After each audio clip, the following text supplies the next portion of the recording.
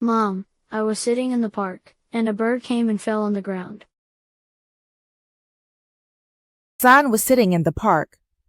Just then, a beautiful bird flew down and landed next to him. It looked like it was thirsty. He was surprised to see it and picked it up and went towards his house.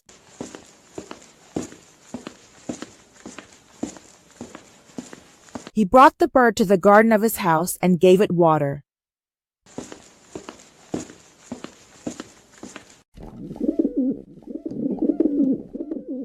The bird drank the water to its heart's content and flew away. Seeing this, Hassan was very happy. After that, he went and told his mother about the whole matter. Mom, I was sitting in the park, and a bird came and fell on the ground. I picked it up and gave it water. It drank the water and flew away. So the mother said, Son, you have done a very good job.